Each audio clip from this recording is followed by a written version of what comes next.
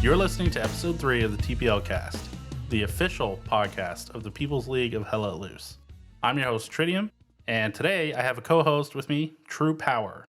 You might remember True from the previous episode. He did an interview with Trill. He's with the 1st Infantry Division, and we've both been in the 1st Infantry Division for a very long time. I think we joined around the same time. How's it going, True? Hey, what's up, Tritium? How you doing? Pretty good, pretty good. Excited. Congrats on the podcast being now official. Thank the you. official Thank you. podcast. Yeah, that's an exciting development. Hercules reached out to me and just kind of asked if we wanted to make it official. And yeah, I said yes, and we opened up a channel on the Discord, which has been pretty interesting to see, where everybody can kind of send suggestions and questions and things like that, and just give feedback, and that's been really good. Yeah, I think it's a real positive to kind of have a podcast that everyone can listen to that's in the league and a fan of the Hell Let Loose on console. Yeah, it's a lot of fun, and I really enjoy seeing everybody's suggestions. Thank you for your hard work. Before we continue on, just want to give a disclaimer that any opinions presented on this podcast, since we're now official, any opinions do not represent the League, Hercules, League officials, or anything like that. They're just our own opinions. With that, let's get on and talk about what's coming up in this episode. So we're going to talk a little bit about round 3 and the current standings. Next, we have a little bit of league news to talk about. Just some interesting developments since the last podcast. And True, you want to talk about what else we got? Something I'm really excited for is we're going to hear our map tier lists for Hell Let Loose, kind of our personal favorites of maps we love to play, and what maps are really good in our opinion of the clan matches and so on and so forth. And you actually you have an interview with Chin from the 7th Legion. That's right. I think we had a really good interview with Chin, and yeah, kind of looking forward to everybody hearing that, especially since the 7th Legion had won the test season and everything. I just feel like that's going to be an interview that a lot of people are interested to hear. So let's go ahead and get into the round 3 results and the group standings.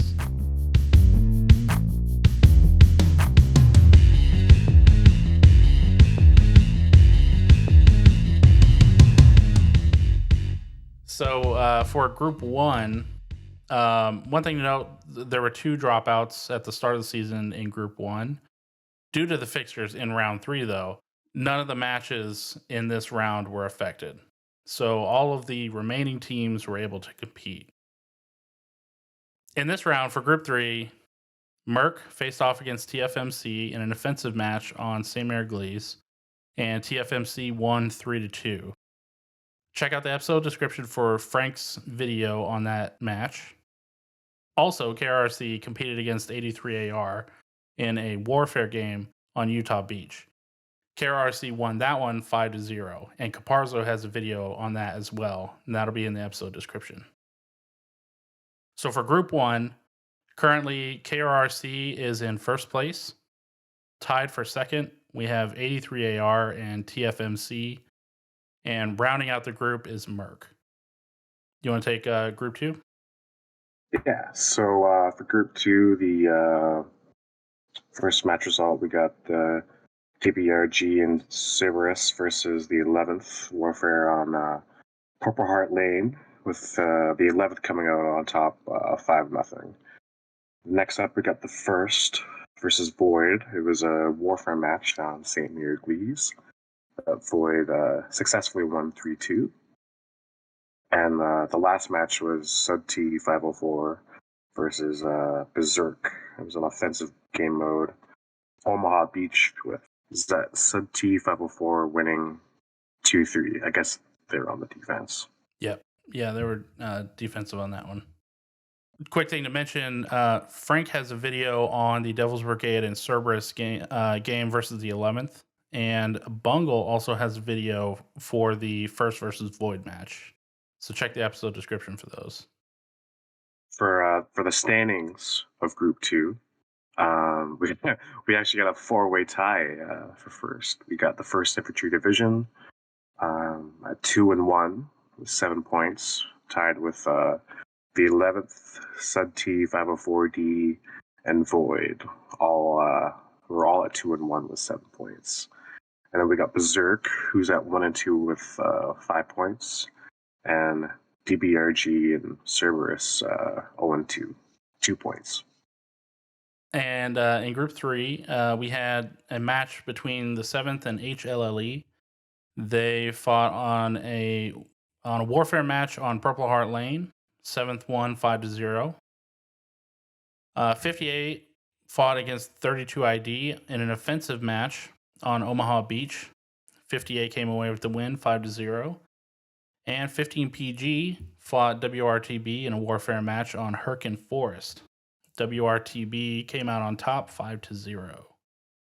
So in Group 3, tied for first, we have the 7th and WRTB. Tied for third, we have 15 PG and HLLE. In 5th place, we have 50A. And in 6th place, we have 32 ID. So you want to talk about the current standings? Yeah, so right now, for the Season 1 ladder, the People's League, we got the heavy hitters up top. The 7th Legion, KRRC, King Royals Rifle Corps, and WRTB, all at 3-0, and they each have 9 points. I think that's kind of what a lot of the league kind of expected, those two teams at the top of the standings, but between the 7th and WRTB, though, one of them will take a loss eventually, because I think they're going up against each other in week 5. Yeah, that's going to be really interesting to see. Yeah, and then we have a lot of teams at 2-1. We got the 83rd Armored Reconnaissance of the 11th Hellcats, 1st Infantry Division, 504 Devils of Void, and TFMC all at 2-1 and 7 points. And then at 10th and 11th place, we got Berserk, MERC, HLLE, and 15 PG all at 1-2, along with 508 Division Infantry at 1-2. And then after that, we got the 32nd Infantry Division and 7th Cav at 0-3.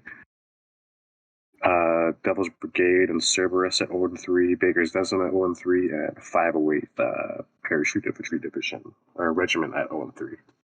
Yep. And those last couple had dropped out early on in the season, of course. Just one quick thing about that. Yeah, it's too bad to see, but awesome. Well, even the teams at 1-2 and like haven't had a win yet, they still have a chance to make some noise. They do. Get some upsets and get some more wins. I like that, we're starting to get to that point where you're starting to get a little separation between the ones who are at the top, and then we've got like a solid middle and the ones at the bottom. Yeah, it's going to be an absolute dogfight. Awesome. Well, we had a little bit of league news since the previous podcast. Just a few things to kind of announce. So Devil's Brigade and Cerberus have split, and Devil's Brigade is going to continue on alone in that team's place. As of right now, Cerberus may fold into another team. Not entirely sure what's going on with that at the moment, but we'll keep an eye on that and see what happens. We had a dropout, 15 PG. They've dropped out of the season. We don't have many details about that at the moment. It just kind of seems like maybe their play style wasn't a good fit for a competitive league like the People's League. Finally, on the previous podcast, I reported that 32 ID and 7th Cav had split, and 32 ID were continuing on by themselves. Unfortunately, it looks like 32 ID are also dropping out of the season. So that's 2 dropouts for, what is that, Group 3? Yeah, 2 dropouts for Group 3, unfortunately. So now we're down to 14 teams in Season 1, and we still have 2 rounds to go in the group stage. Pretty interesting results there. Additionally, there's a little bit of talk about potentially restructuring the final stage due to the dropouts. I don't fully know what's going on with that. I know it's something that was mentioned, but I don't believe any decisions have been made. But it will be interesting to kind of see that develop. Yeah, we don't really know until we know. Right.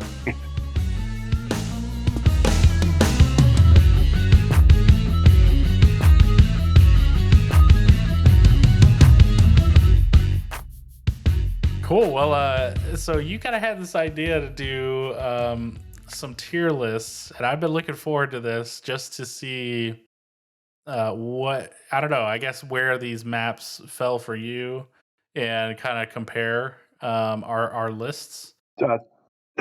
Just so everyone's aware, we have not seen each other's ranking for these lists. Yeah, definitely haven't seen each other's rankings, and just want to put that disclaimer back out there.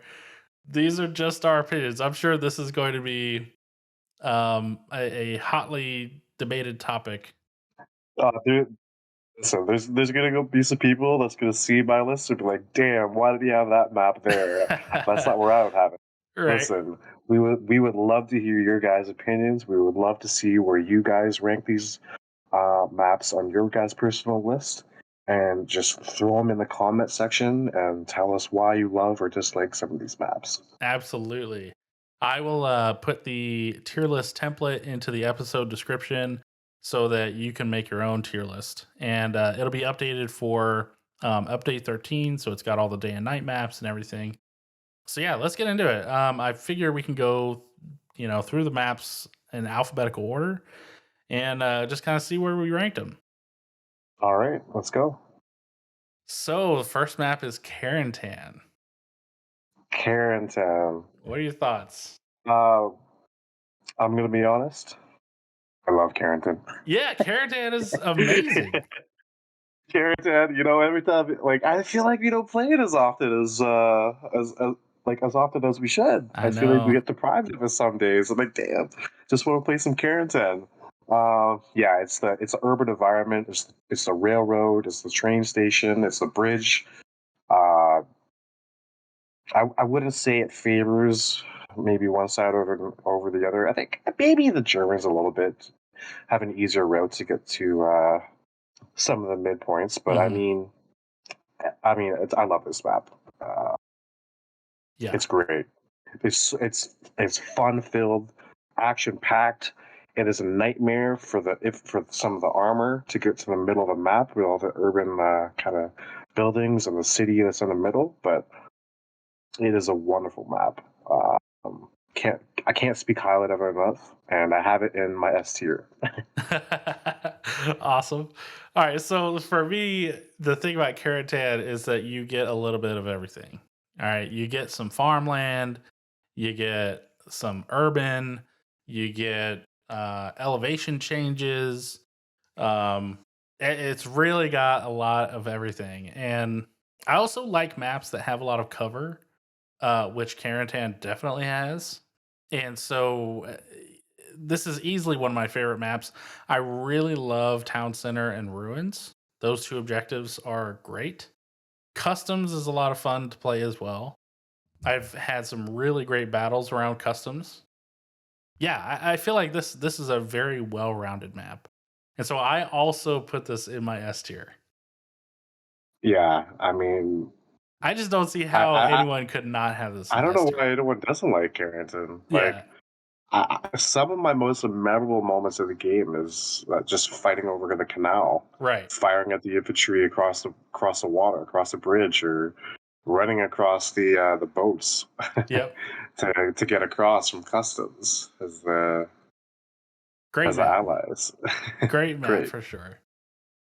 Yeah. Next up, we got Foy. Where do you have Foy, Trinium? So How do you feel about it? we're talking about the daytime version, right?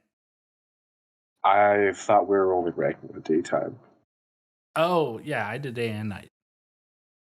Oh, okay. Well, I mean, I feel the same way about both. Okay, It's got the differences, but gotcha. So the thing about Foy for me is I don't know. For me, I feel like Foy can go either way, and it really depends on who you're playing. It depends on what the objective is. It's kind of a weird map in that way because it it is difficult to maneuver on that map a lot of the time. And the forest cover is very localized to specific parts of the map. For me, I put 40 day. Okay, this a lot of people gotta hate me for this. I put 40 day in the D category. D is a dog. wow. Foy night, on the other hand, I put in the C category. I feel like the nighttime ambiance of the map just makes it completely different. I feel like it makes it easier to sneak around. Even though it is, I get it. Like it's an all white ground and it's still easy to see people, but it's easier. It's easier than it is in the daytime. What do you think? Cool. That's uh that's an interesting take, which I Cheers, do like understand. Um, right. so, um, I love tanking. Yeah. Tanking is a lot of fun, and if you're a tanker, you absolutely love this map. Oh, I bet. I speak for any tanker at heart. No matter how much pain this map can put you in as infantry, know how much of a pain in the ass it is just to get up at garrison in an open field because that's the only other place you can put this damn garrison. Boy, it's the best map for tanking, in my opinion, and that's what makes it so frustrating for infantry. It's a tough map. It is one of the it is a hard map competitively to play, to know where to go to, because you have to utilize your artillery really well. You have to utilize the smokes, and you have to be able to navigate around the map fairly quickly to be successful. Some of my favorite memories have been building up Southern Edge or Viceroy Foy Road. Yep. Just these middle of the road nothing, right? With like one little kind of building in the middle of the objective, and you just have to like build around it with bunkers and barricades and barbed wire and Yep. Belgian gates. Um, uh, West Bend is one of the hardest points to cap, in my opinion. From either side, it's absolutely brutal. Yeah, West Bend is a tough one. Road to Bastogne, man. I've on offensive mode, dude. It's literally like a corner and an open field with a little bit of forest, dude. Right. And I have so many memories of just seeing 5 or 6, tigers and panthers just storming it. Man, some of the most epic moments of Hell Let Loose has been on Foy.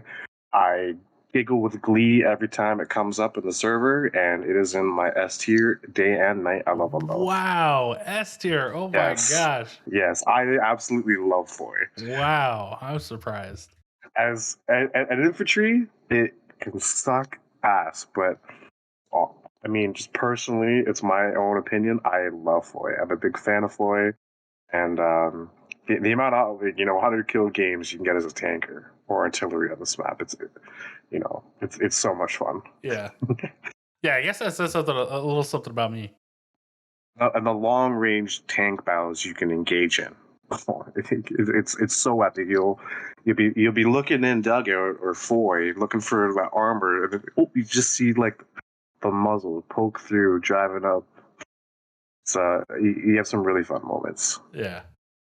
Yeah, I guess that says something about me. I definitely looked at this more from an infantry perspective. I did try to consider tanks, but yeah, I have such a infantry focus that I think about Foy and I'm like, oh man, you know. As an infantryman, absolutely, I can understand that. But I feel like the first 6 months I played like Hell Let Loose and never got fully, instantly went tanker, and there was no debate about it. Yeah. Like, I am playing tank, I'm going armor this game, and I don't care. It's just the way it was. All right, what are your thoughts on Hill 400?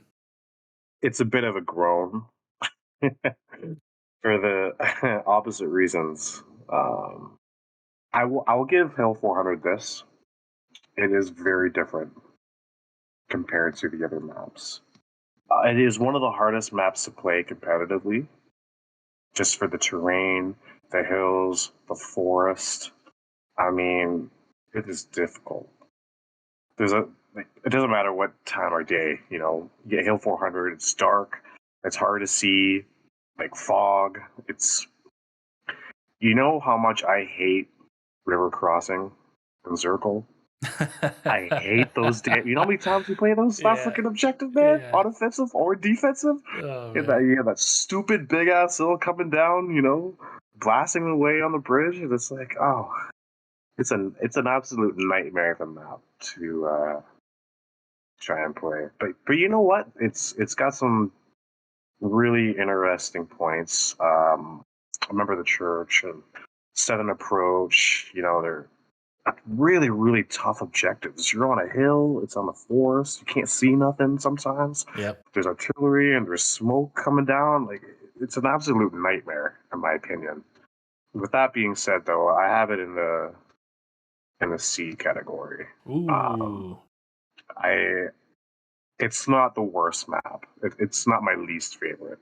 I feel like we have had some really, really great games on it. It's different, which I appreciate. It's not like it's sometimes in a game like you want the more difficult times playing. Right. It's really frustrating. Where do you have Hill 400? Yeah. So for me, first of all, I'll start off saying forest maps have a special place in my heart. All right. I love forest maps. I get it. People love to go prone in the forest and they just camp in one spot. I listen, I love it. All right. I don't know what it is. I just feel like it's harder to see people in the forest, which, kind of brings an extra intensity to the game. Plus, you mentioned like the fog and stuff that can be on the map. And I don't know. It's just like a cool environment. I feel like there's some interesting objectives on this map. Esselveg is one that comes to mind, but that one's a lot of fun to defend. Bergstein Church, for sure, is a lot of fun to defend, especially because it's kind of an urban area. There's a lot of places where people can approach from. I feel like I haven't played the Hill 400 objective in a long time. I don't know why that is. Like, it's a lot of flak pits and Southern Approach. Right. I feel like even when the main objective is Southern Approach, if your team controls Hill 400, it's easier to get to Southern Approach because you have that elevation on the hill. Yeah. I do feel like this map has some objectives that aren't great. So Trainwreck, for instance. It's a nightmare. Yeah, definite nightmare. Flak pits. I really don't like flak pits. Roar River Crossing. I don't like that one either. I actually do like Circle, but I don't like Paper Mill. So I don't know. Paper Mill, you have the building y'all can hide in with y'all MGs. But the problem is like you're at the bottom of this gully of the mountain. Exactly. So like the other team's just chucking grenades at you, and the tanks are just shelling the mill. Right. Yeah, and the other thing with Hill 400 is I feel like I always play offensive on this map. Yeah, you feel like it's better utilized in warfare. Probably. I don't know. I really don't like offensive on this map, but I just feel like I play it all the time. I think it favors the allies in terms of they can get to the objectives quicker. Yeah. Maybe a bit. Like, they just have an easier route to get there. I don't know. I know a lot of people don't care for this map, so I try to go easy on it today. Yeah. So for me, this map is in the B tier. Wow, It's in the B tier. that's some high respect for Hill 400. Yeah, well, it's just because it's a forest map. I really like the forest maps. Listen, I respect it. I know I I respect know it's a difficult map for tanking. I've definitely tanked on this map, and it is not fun. Navigating the map is not fun. It takes forever to get to the other side of the map. But as infantry, I do enjoy it. All right. Moving on, we got Herkin Forest, Daytown. Herkin. How do you like Herkin? So this is another forest map, and I really love the forest maps. Herkin, I feel, has some really good diversity as far as elevation changes. There's some open areas. There are heavily forested areas. There's forest where like everything's burnt, and forest where everything's not. And I feel like this map has some really good objectives on it too. So like the Scar, for instance, I have had some insane matches on the Scar. That is a classic objective for me. North Pass as well is a really good objective. Hill 15, of course. I mean, if you're defending that, you're building. If you have that objective, you're building that point up. And attacking that objective is difficult, but very fun at the same time because you have to get creative. Siegfried is okay. Siegfried's all right. The Ruin and Call Trail, those are okay. Veabach is okay. I'm not a huge fan of the HQ objectives. But yeah, overall, I feel like this is a really good map. Again, I know that this is a difficult one tank-wise. It's not nearly as difficult as Hill 400, in my opinion. But you still have to navigate around the map and everything. But as an infantryman, this goes into the A tier for me, both day and night. Wow, that's some high praise for Herkin. What about you? Listen, I've had some absolutely amazing moments on Herkin, and I've had some absolutely horrifying, frustrating, super difficult, what the hell is going on with my team moments on this map. I'm with you with the Scar. I think a Scar is one of those classic edge of the hill, dog it out for supremacy points to try to cap. I think the river right in between where the allies have to cross brings some really interesting gameplay because it's kind of elevated toward the Germans. But some of my favorite moments on this map has been actually tanking. As hard of a map as is for armor, there's a spot kind of above Ruin, just southeast of Cal Trail. You're up on the hill, and the other team's armor is just a little bit like southeast of the Scar, and you're both kind of elevated on the hill. You're just firing at one another, and then it brings some a lot of fun tanking gameplay. You're both just really elevated. You can see each other's infantry running down the hills, and I don't know. It's a lot of fun. I think one of my favorite moments in the game actually has been on this map on fighting on North Pass. For whatever reason, I love North Pass. I So think great. it's such a fun objective. I remember offensive mode as the U.S. on North Pass on the hill. We once had like 7 or 8 AT guns set up just along the hill, along the forest, and the Axis powers were coming up the road and through the forest to take the point. And we literally had like 8 AT guns firing off at infantry and everything that was coming at it. It was glorious. I loved it. But for me, it's an extremely difficult map to kind of play as infantry. The terrain is difficult. For truck routes, it's really difficult. I agree with you. Hill 15 is great, man. I, as horrifying and terribly frustrating that point is to cap, it's a lot of fun. Everyone's just kind of at the top that's defending, and you're kind of playing King of the Hill. It's probably the best King of the Hill objective in the game.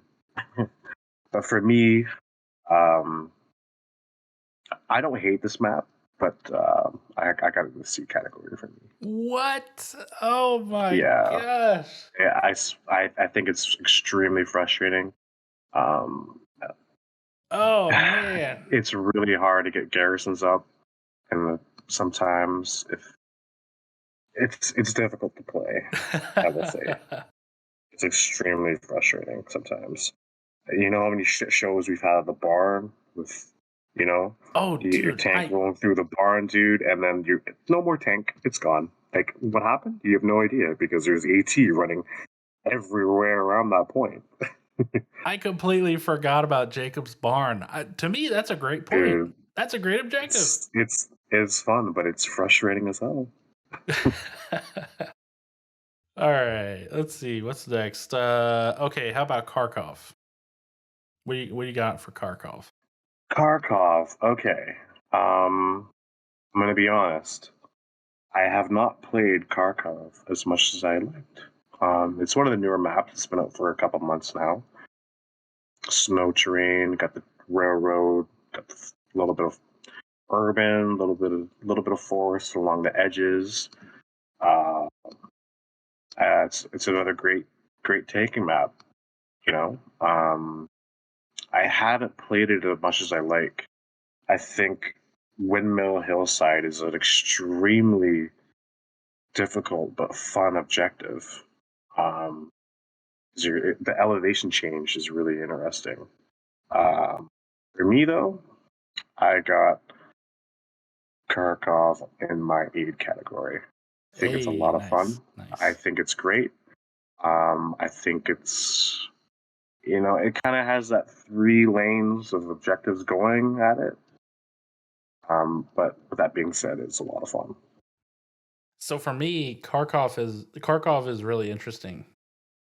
I really like this map. I think the elevation changes on the map are really interesting. I think the mixture of wide open and urban is interesting.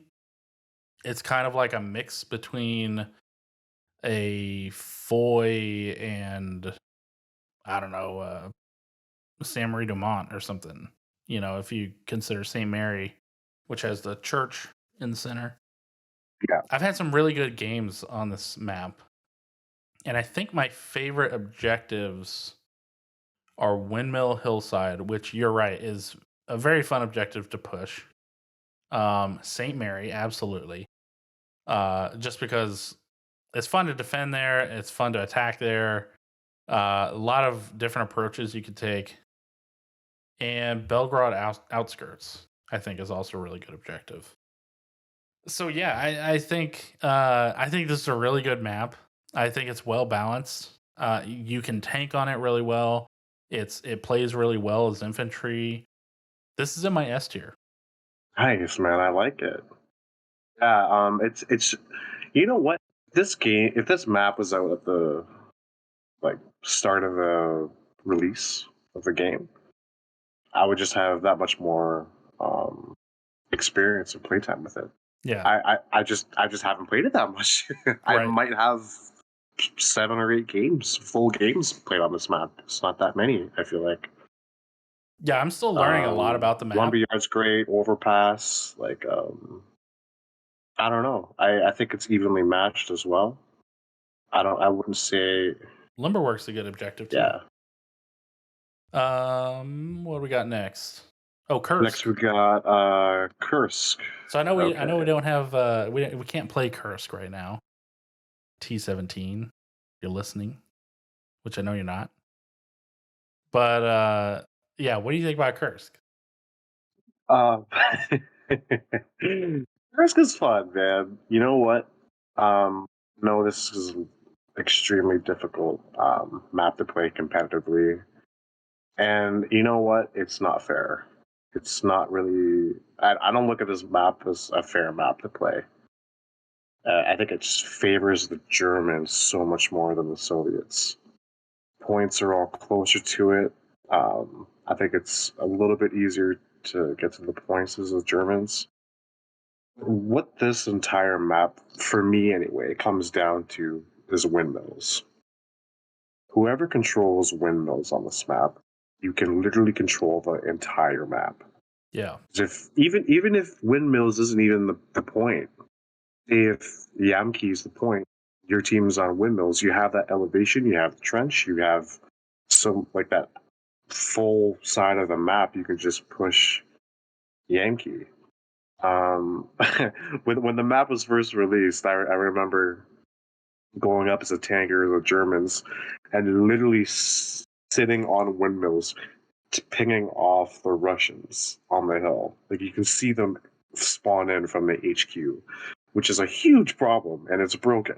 The map's broken though. Definitely. Like it's just broken. Is what it is. I think it favors armor. It's fun for armor, not really fun at all for infantry. If you're infantry, you kind of have to stick to the trench lines. You're just going to get picked off by armor. Open field, really, in some of the areas. I remember some grueling matches. It's difficult though now because we haven't played it in a couple months. Right. We haven't. If they fixed it, it could be better than it is. So let me ask you this. Before you tell us what tier Kursk is in, let me ask you this. Does it make a difference day versus night? I think the night brings an absolutely different aspect to the map entirely. Because you can't see. Right. You literally can't see. I remember the night map first came out. You couldn't even drive a truck without getting stuck in a trench. With that being said, I like Kursk. I'll put Kursk in my B category. Ooh, that's interesting. I appreciate it. I like it a hell of a lot more than the other Russian map we haven't talked about yet. Where do you put Kursk? How do you like it? So I agree with a lot of what you said. It's a very imbalanced map, and I think it's for me to put it in the B is just personal preference. I've just had a lot of fun moments on the map. I feel like. Right. and I haven't played it in a while. I want to play it again. I want to bring it back. Right. I agree with a lot of what you said. It is an imbalanced map, and I do think that more often than not, the Germans win over the Soviets. A lot of that has to do with the Soviet faction being less powerful than the Germans, just in general. With that being said, I think there are some interesting objectives on this map. Grushki Flank is an interesting one. Grushki is an interesting one. Oleg's House, I've had some really good fights there, and Yamki. So basically the two urban spots on the map. Rudno is also a really good one. Rudno especially because you can get attacked from a lot of different angles there. Whereas at like Yamki and Oleg's House, you have some very wide open fields. It's really hard to push those two spots. You're totally right about windmills. Like whoever gets windmills, I mean, it's an OP spot on the map. Everybody always immediately sets up AT guns up there, and they kill all the tanks and everything. So that's not great. I do, however, enjoy the infantry trench warfare on this map, and I kind of miss it. Yeah, I think the trenches being so long, it makes for some kind of interesting gameplay when you're trying to push the objective. It does. But you know what? I think Kursk kind of took some of the trench because Kursk has some of this kind of trench warfare as well. Yeah. These long trenches you can kind of run your squad through, which is kind of nice. Because there's moments if you're not in the trench, you're literally going to get pinged off. Right. So yeah, for me, of course, this is a really good tanking map, presuming that there aren't any AT guns set up on windmills. So I feel like it's got a little bit going for it, but overall for me, Kursk Day is in the D tier, and Kursk Night is in the C tier. I feel like the night really improves the map, because it does kind of have a problem with all of the open fields and everything. Sight lines are way too long on that map during the daytime, and so the night mode kind of fixes that a little bit. Definitely makes it easier to push some of those harder objectives like Yamki, Oleg's house, the windmills. So yeah, I rank night a little higher than day, but Sweet, I like it. All right. Next up, we got Omaha Beach. Where? How do you feel about Omaha? Omaha Beach is an interesting one. So I mentioned before that I like maps that have a lot of cover, and Omaha Beach sort of has a lot of cover. It also has some big fields in it that can be difficult to cross, but it's not wide open like Foy or something. I give it a plus for that. I think it's a good map to tank on because of those big fields that I talked about. Where I kind of ding this map is the beach itself. The beach sucks to fight on. It's like once you're pushed back to the beach, I mean that's basically it. It's way too hard to defend those three objectives: dog green, the draw, and dog white. And yeah, I just don't like that side of the map. I don't know. I don't really have a whole lot to say about this one. I feel like it's overall it's just an okay map. Infantry wise, it's a pretty easy map to play, but there's nothing.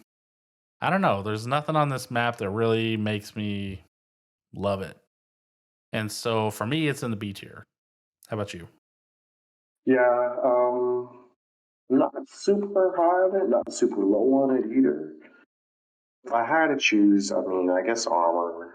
Armor can have a good time. I think the whole southern side of the map is a little more fun to play than the northern. But I mean, I've had some absolute doozies. WN70 and Dog White. Trying to cab WN70 sometimes is a freaking nightmare. It's just kind of open with like one building in. Yeah. Fairville, it's okay. For me, where did I have this map? I added my B tier as well. But I think that's our first one we agreed on. That one in Carrington so far. Love Carrington. Yeah. All right. Moving on. How about Purple Heart Lane? Do you want my honest opinion? Yes. Okay. If there was a map, that encapsulates all your hatred and frustration in the world, and if this tier list had an F category, I mean, day or night does not matter. It's going in that F category. Nothing else to say about it? No redeeming qualities? It's extremely difficult to play. We had a clan match on this map a couple weeks ago, and it's an absolute pain of the match to drive around. I mean, it's so wide open. It's so bleh. Never really excited to play it for any reason that you could think of, except maybe artillery. I think Artie has a great time on this map. You just shell the road. If it's Carrington Causeway, you know where you're shelling. I wish I had some positives. I mean, we've had some really good games on here. We have. Morning Canal, that's okay. Slack position, Battle and Bridge, it's all right. Cabbage Patch, Aid Station. These are all. The problem is though, you're going to get pinged by tanks from halfway across the map on any of these points as infantry. It's an absolute nightmare for infantry. This entire map. Now I know there's going to be one lovely soul listening to this right now that absolutely loves Purple Heart Lane. Oh, hey man, I've talked to more people. I've talked to more people than you would believe that love it. I commend them. I appreciate them. I respect them, but I hate this map. Yeah. All the anger in the world is Purple Heart Lane. Yeah. It's evenly awful for both sides, is what I'll say. That's true. So it's fair in that sense. Yeah, that's true. So you had this in the D tier? Yes, sir. You would put it in an F tier if you could. Yeah. Yeah. So I also don't think too highly of Purple Heart Lane. So Purple Heart Lane, you're right. It is wide open. It's a very tough map to navigate around as infantry. I've had really good games on it tanking. I feel like the tank gameplay on Purple Heart Lane is great. But yeah, as infantry, it's so difficult. At the same time, I feel like there's some creativity it takes to play well on this map, and that is intriguing to me. There are certain objectives that I really like. So, for example, flag position, I feel like is a really good one. Jordan Canal, I've had some, really good matches on. Duve Bridge, Madeline Bridge, Cabbage Patch, all really good points. But stuff like Grout Pillbox is the worst. Trying to defend on Grout Pillbox, I want to do literally anything else. Yeah. So I have a like-hate relationship with this map. And for that reason, I put this map in the C tier. Both day and night. I feel like night improves it. Night improves it, but not by any significant amount. It's interesting. I mean, the biggest problem for me, you can't build anything anywhere. Right. You have to build up a point with bunkers and barricades. You can't. Yeah, there's water all over the place. Yeah, so that makes it really difficult. The whole map is flooded. Yeah. All right. Next one. All right, next up. Remagen. What do you think about Remagen? Oh wait, is my turn? It's your turn. It's your turn. You want to know what I think about Remagen? Yeah, how do you like Remagen? Oh man, I hate Remagen. I really don't like that map. I think that map is stupid. I think the middle bridge is stupid. I've had some fun games on that map where I've mostly, it's just been like screwing around or whatever. But there aren't any points. There aren't any objectives on this map that are very memorable to me besides the bridge. And the bridge is absolute hell because it just is. Like it's so linear. It's a horrible experience. And then if you happen to get into a match where the middle objective isn't the bridge, if it's the chapel or Bauernhof, I mean, have fun trying to get those objectives. It can be done. It can certainly be done, but it's not going to be fun. It's not going to be easy. Yeah, it's not going to be easy. So I really don't like this map. And for that reason, I have it both day and night in my D tier. When it first came out on console, I think there was some excitement for it, like a bridge map, Yeah, it was interesting. It was different. Yeah, so I mean, I feel like the only people that have fun on this map are artillery. Because the infantry's having no fun.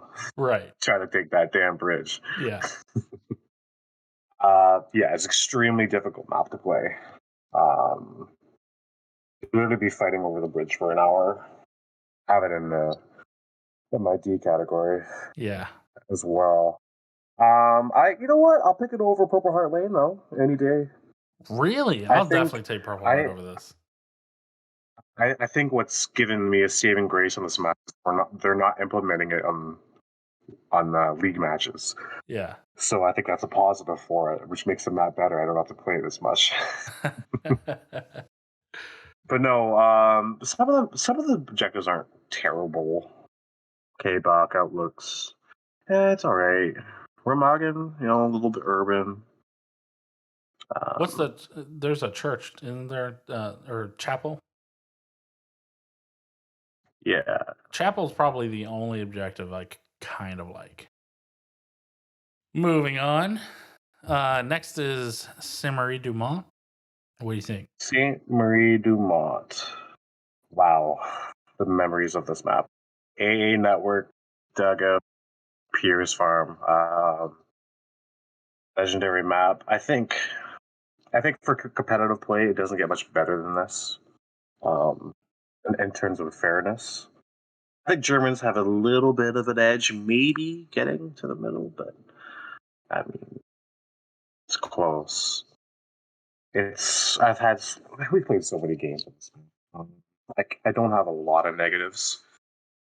You know how many times we've built up Saint-Marie-du-Mont with like 6 barricades, bunkers, barbed wire, make it absolutely impossible for the enemies to push up in.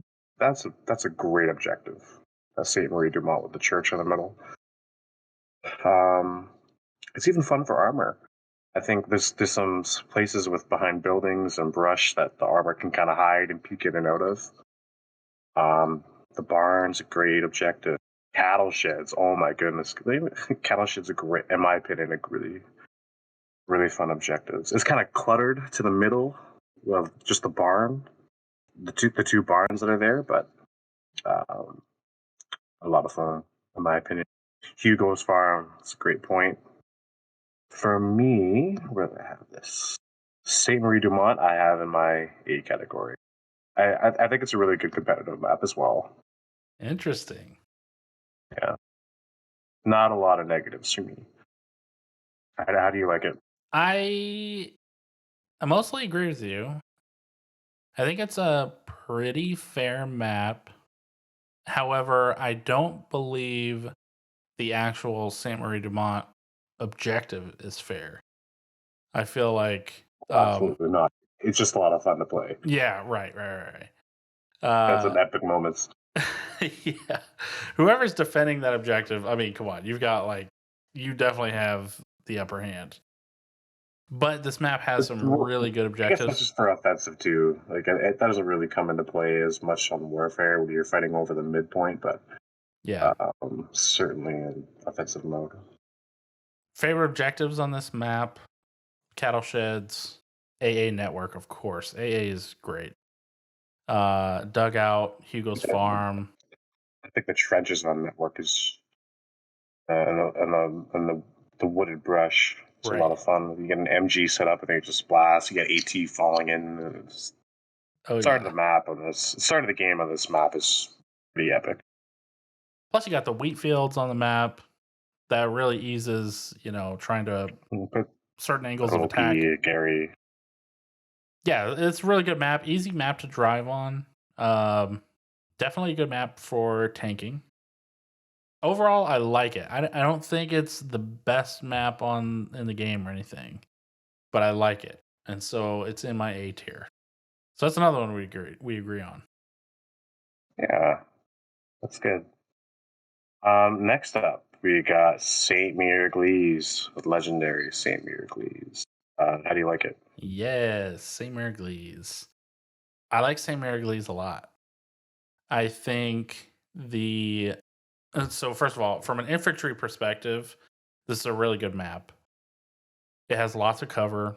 There are some open fields, but everything has a hedgerow around it, so it's easy to maneuver around.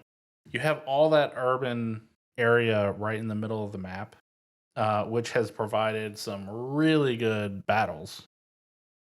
And of course, this is a really good map for tanking. It's easy to navigate. I'm sure there's lots of places to hide tanks and stuff. It has some good objectives. Checkpoint's a good one. Hospice. Love Hospice. I've had so many good battles at Hospice. I kind of like Route to all of the harass. objectives. What's up? Route to harass. Yeah. Route. Cemetery is another good one. I kind of equally like all of the objectives on this map, minus like hospice and checkpoint. I feel like those two are just really good. Rue is also a really good one. Rue to Gambusville. But yeah, I feel like this is a really good map. It's pretty even on both sides, except if you have the St. Marigle's objective. Whoever, I forget which side is on the right side of the map, but whoever has that side has the upper hand. Yeah, the allies have a much easier time and quicker time getting to St. Marigle's. Yeah, they have a straight shot, They have and it's closer. quicker route for them, easier to get to. The Germans, in a competitive match, it's almost expected that the allies are going to cap if it's St. Marigle's middle point. So yeah, I'd say that's its biggest flaw. So for that reason, it's in the A tier for me. Nice. For me, so many great games, so many great memories of this map. But I don't love it. Love it though. It's fun, you know. I can't really complain too much. There's some epic matches on, you know, the hospice checkpoint, and route to harass, an artillery battery. You know, amazing. The U.S. having an advantage to get to the St. Mir, I think, gives the competitive play. It's easier for them to get to. Yeah. But for me, I have it in my B tier category. But you know, on a good day, you go to A. Is it B tier because of the middle point? Yeah, because of the midpoint, and I just don't love it. I'm not in love with it. It's not a bad map. Has some great games. It's a good map. I don't love it. Yeah. Awesome. All right. So moving on, we got Stalingrad. What do you think about that? All right. Listen here. We're both on Xbox, right? Yeah, about Xbox, bro. Oh man. You're an Xbox too, yeah? Yep. That should pretty much tell everyone. Yeah, that should let you how know much where this we is like going. Stalingrad. This is an absolute shit show of a map, in my opinion. Number one, it's boring. And looking at some of the buildings and the structures and the openness of the stuff on fire, you can't really tell what you're looking at, differentiate. I feel like the Germans definitely have an advantage being on the elevated hill when you're coming down towards the train station and the carriage depot. Yep. I mean, the Germans having the ability just to sit up on their main road on the western side and just ping off, you know, on a good day on this map, if it's working, if the buildings are actually rendering in, you can. If they're not rendering in, you can see the infantry and armor running up through the streets, and you can just ping them off. It's an extremely difficult map to play competitively. It's not a lot of cover, not a lot of ways to maneuver, not a lot of places to get up garrisons, depending on the middle point. You pretty much have to stay behind a building and kind of dodge your way and kind of weave and do long flanking routes just to get anywhere on here. But for me personally, I do not love this map. It's in the D category. And I didn't even talk about the damn freaking lagouts. Like every time I boot up this map, it's just you lag out or you crash. Right. Yeah. You said D tier? Yeah, D tier for me. Yeah, I just don't see how it could be anything else. I really hate this map. I think Stalingrad is a horrible map. Too much stuff on the map in general. You have stuff that doesn't render at long distances. The map is imbalanced in certain areas. Pavlov's house, for instance, trying to push that uh, when a competent team is defending it is near impossible because there's so much open space, and it's so close to the edge of the red zone. I should say if you're pushing from the German side toward the Soviets. So if the Soviets are Yeah. defending, it's so close to the red zone that you don't have any good places for an OP. Plus, yeah, train station, carriage depot, like those are so vulnerable because the German side has that elevation advantage. It sucks. And then on Xbox, like lately, ever since the latest update, my Xbox freezes on the loading screen for this map. I don't even get into the match. It's incredibly frustrating. And I know on PlayStation, a lot of people say that it causes their PlayStation to basically, look like a slideshow, dropping frames left and right. So, yeah, I on my tier list, I made a special category. I skipped E. I made an F category and put Stalingrad in it. Nice. You know what? If there's a map I would almost rather play, I'd almost sometimes rather play Purple Heartland than this, because at least Purple Heartland you can Sometimes. play. At least you can play Purple Heart Lane over this. Oh man. The game actually works. All right, last one here. Utah Beach.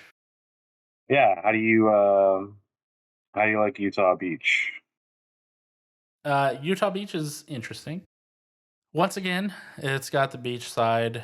So the US side, I feel, is at a disadvantage if they're defending any of those objectives. Although Red Roof is a little easier.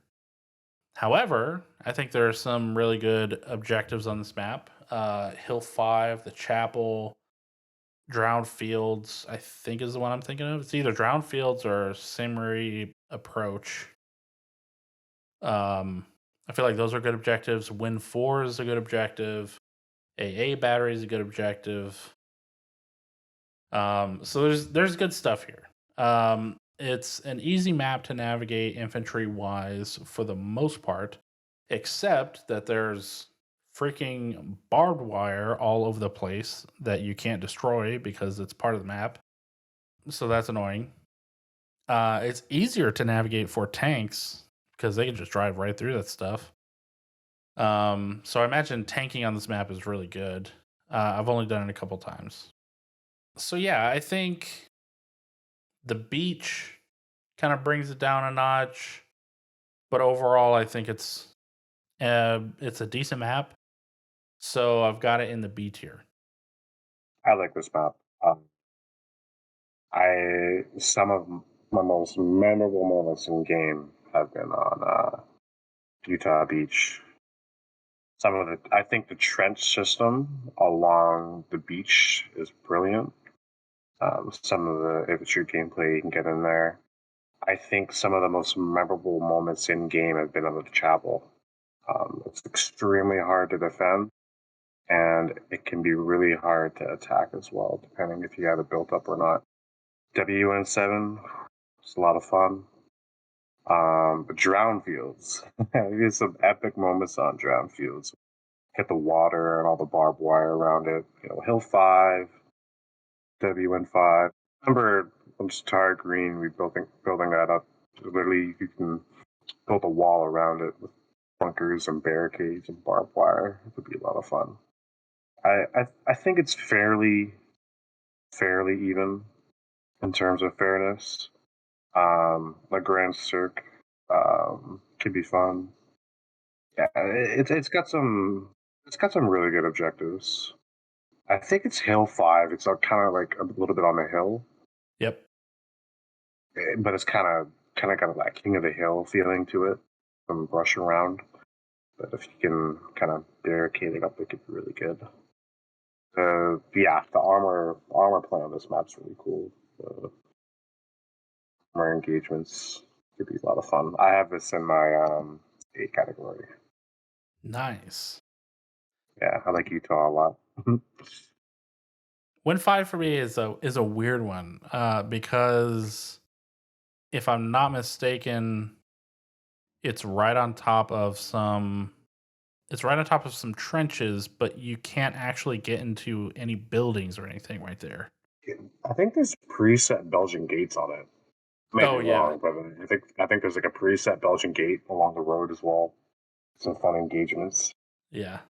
So yeah, I think that's the end of the maps tier list. That was a lot of fun. So what'd you have in you want to go down your tier list? Okay. Just really quick. Where'd it go? Okay, so where do you want, top to bottom? Yeah.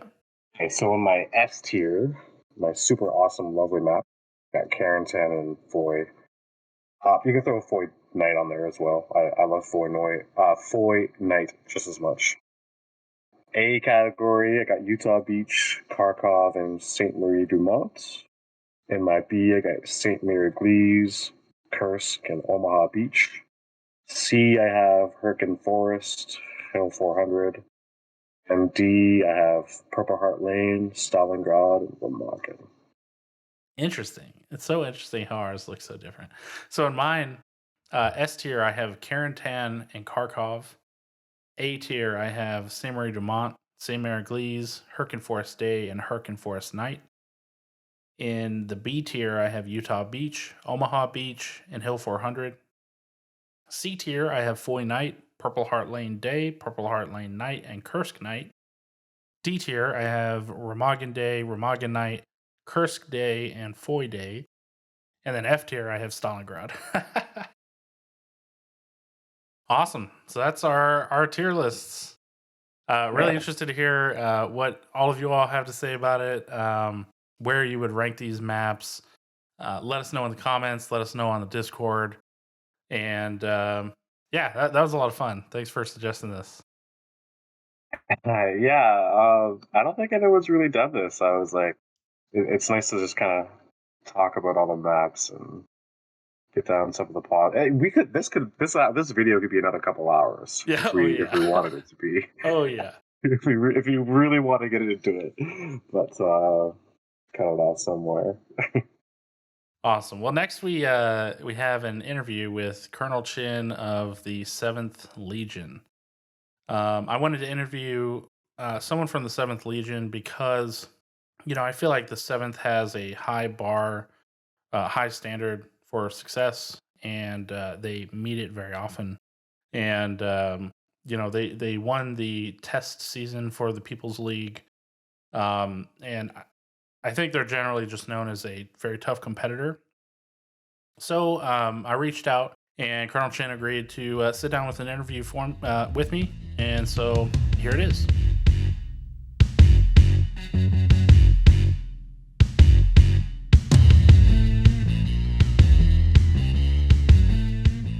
Thank you, Colonel Chin, for taking some time to sit down with me and do an interview. I appreciate having you on.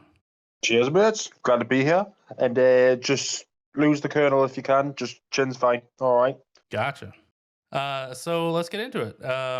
What's been your experience in the league so far?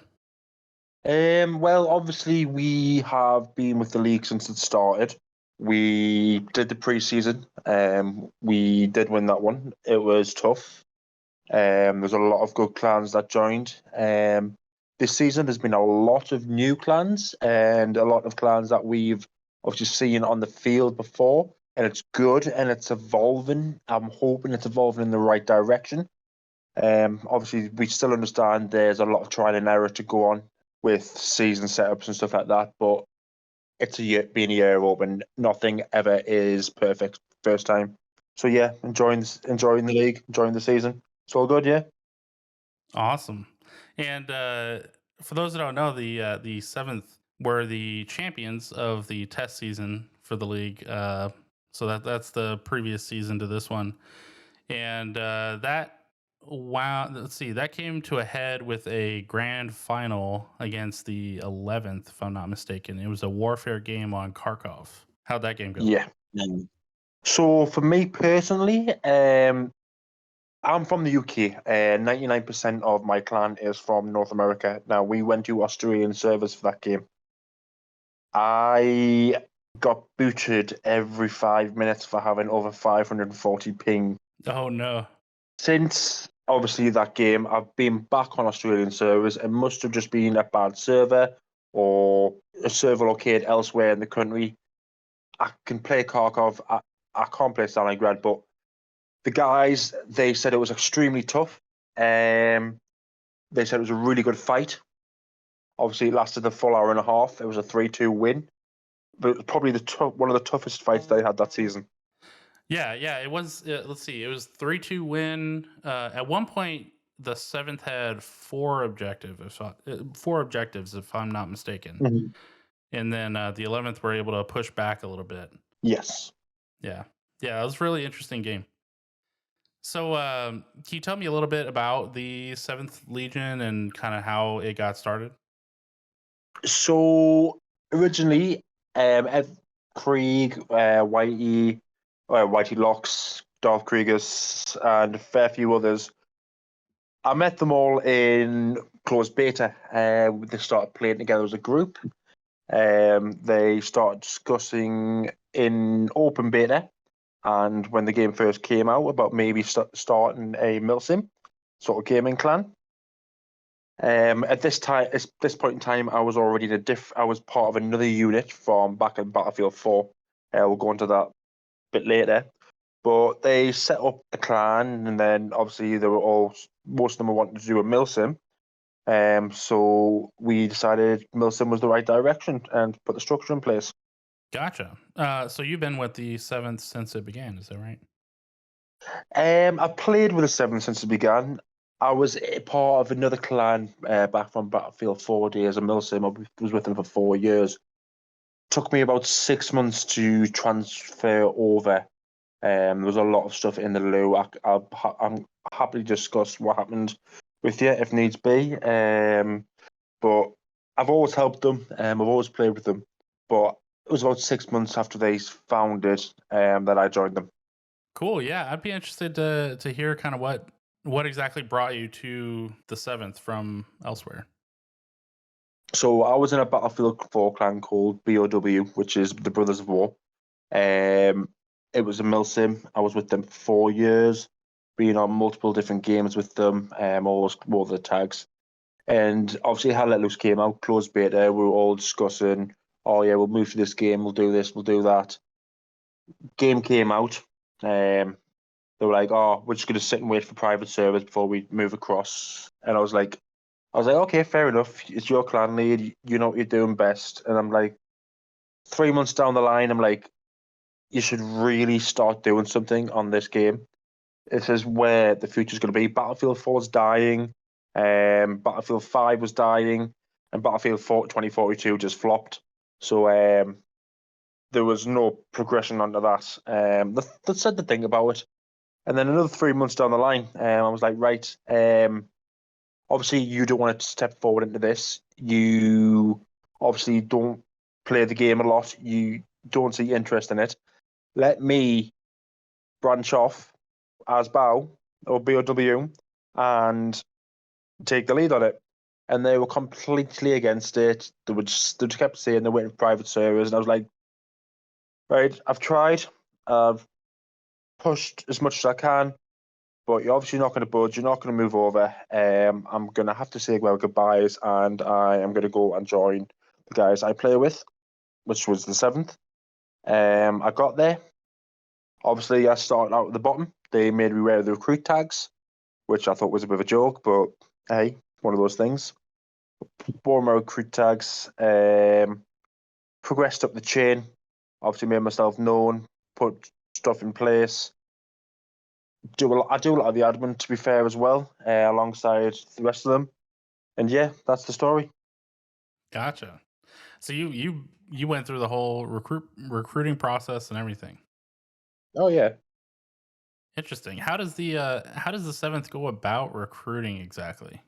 We do our recruiting in game. We tried doing recruitment posters, but we ended up thinning a lot of them out because they just weren't to our criteria or they weren't trainable. Like, yeah, it's a video game, and yeah, you're a gaming clan, but you want players that are willing to learn, and you want players that are also teachable. We were finding with promotion videos, we were just getting everybody basically, and there was a lot of people in that. It was like finding a needle in a haystack with the players.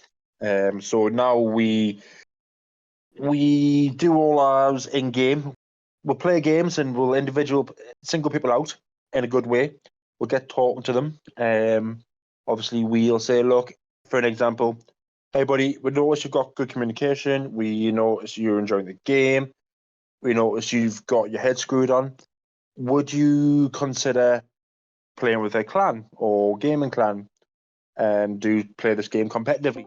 So we'll bring them in as a recruit, and then over the next 3 months, we'll assess them on like capability, communications, willing to learn, able to learn, and even able to teach if they learn something new. We haven't had to remove many of our actual recruits. There have been some, but that's the way we do things, and we particularly find that actually provides more of a committed player as well. I had noticed that the 7th haven't made too many recruitment posts, especially recently. Like the last one was September 25th from last year, so almost 6 months ago.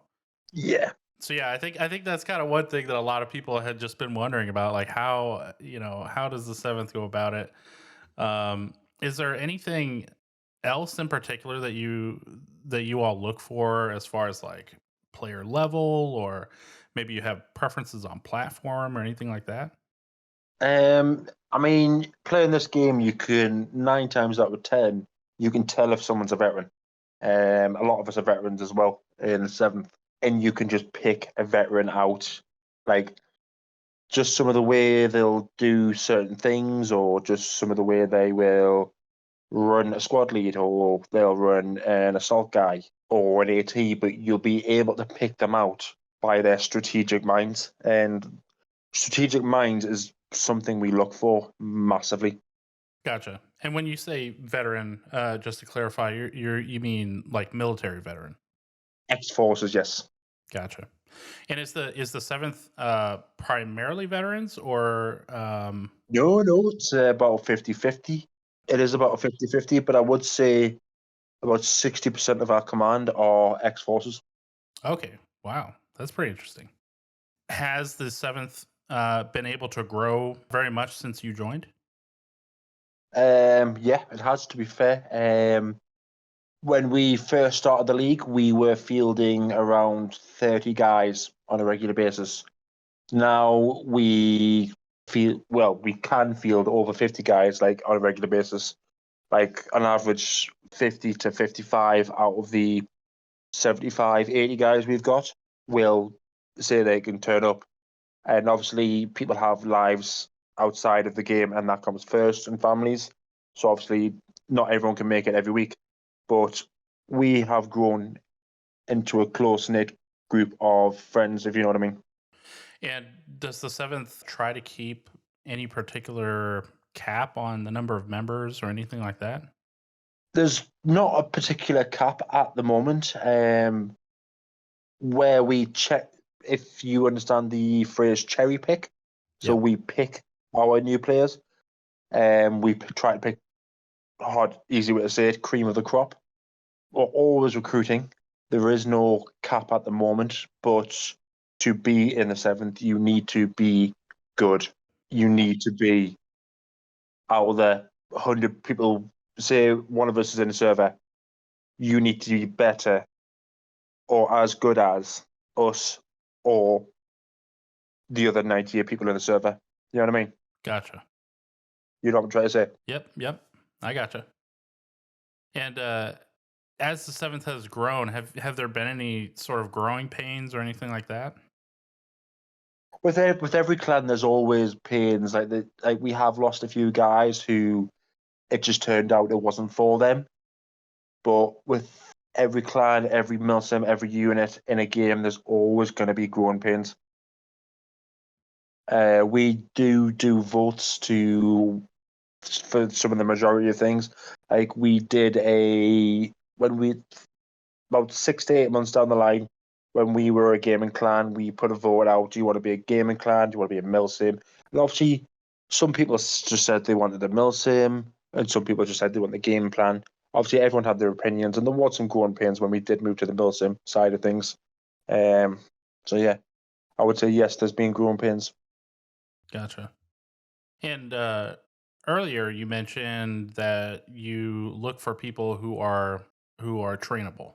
It's How do you go about training new members? And like, do you have any sort of training program, or is that just kind of something that everybody's constantly working on as you play? Or So we play with each other every day without fail.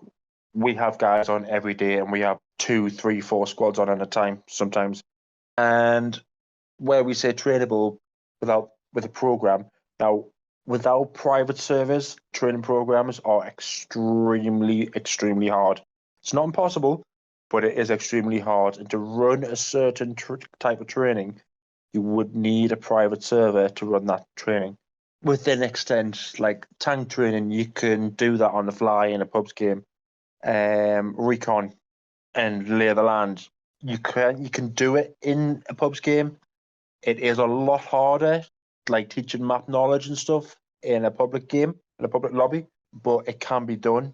But we do it all on the fly, just in public servers. In squads, we'll get with each other, we'll find our strengths and weaknesses, we'll evolve it, we'll teach each other new tricks that we found out.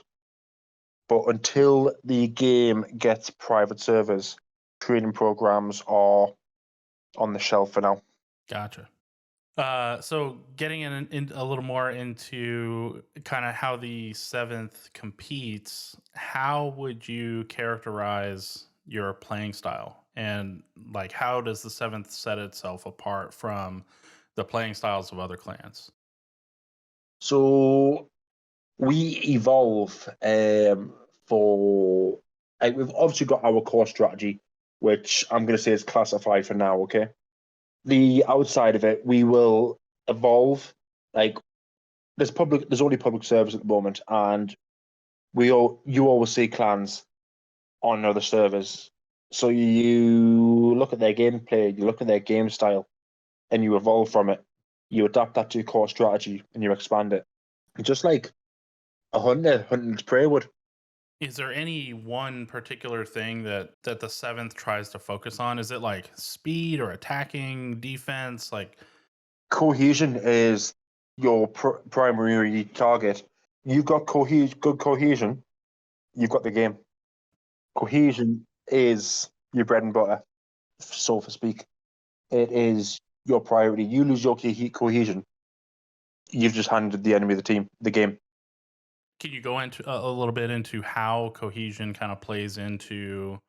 So, cohesion in the game, your offense needs to be good with your defense, your recons, and your armor.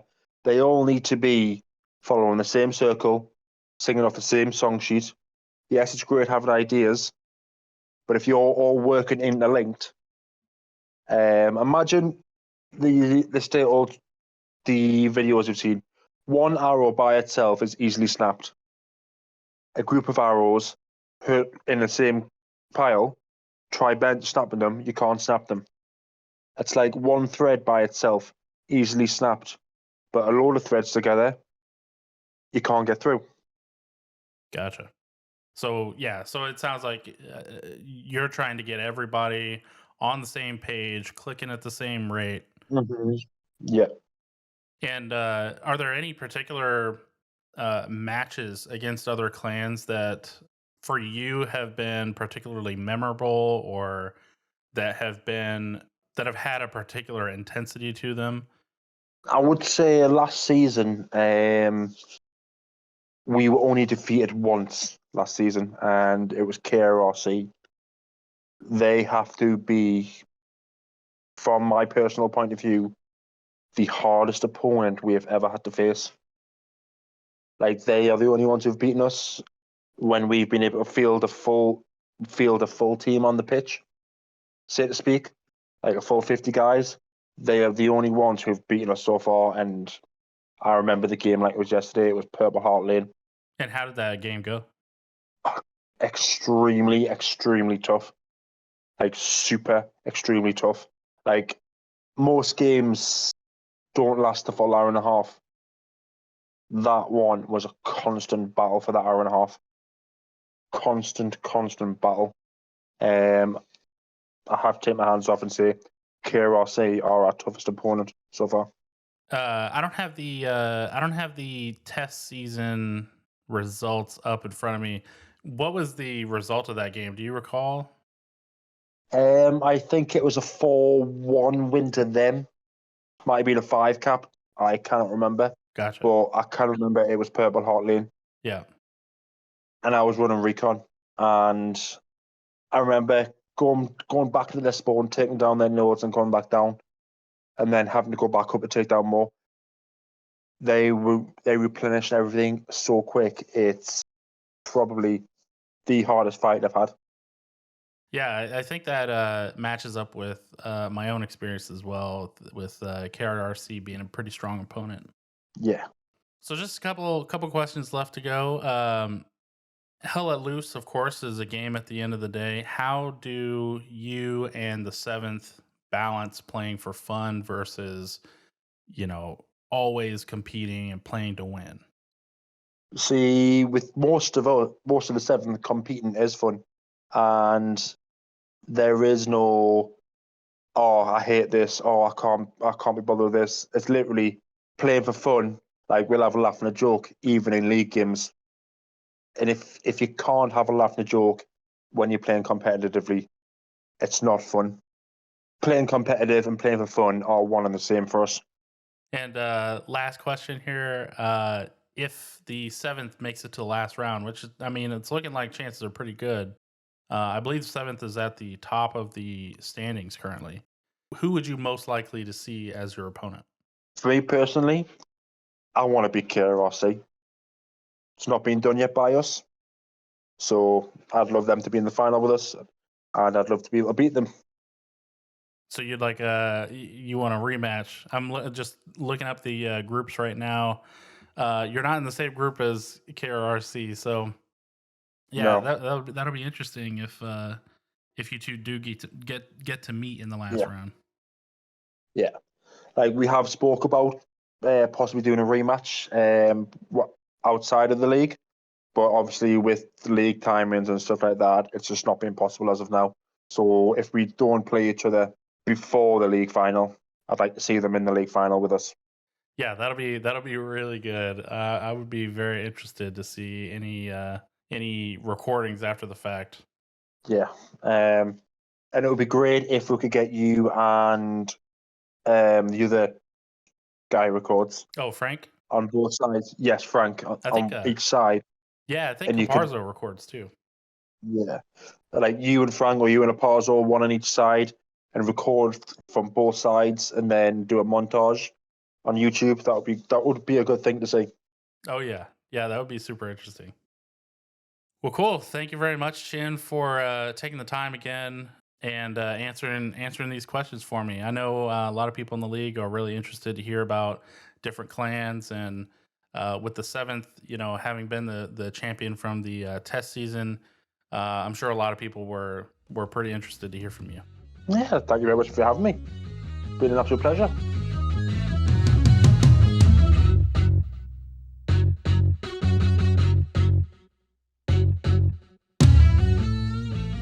So yeah, thanks again to Colonel Chin for sitting down with me, or just Chin as he wanted me to call him, for taking the time to sit down with me and just answer some questions about the 7th, about himself, and I felt like it was a really good interview. So that's it for this episode. Thank you, TRUEPOWER, for coming on and co-hosting with me. Hey, thanks for having me. It was a lot of fun. So for those who are listening, if you have any suggestions or comments, let me know by leaving a comment on the YouTube video, or if you heard it, this podcast, on a different platform, let me know in the People's League Discord. That's it for me. Tritium out.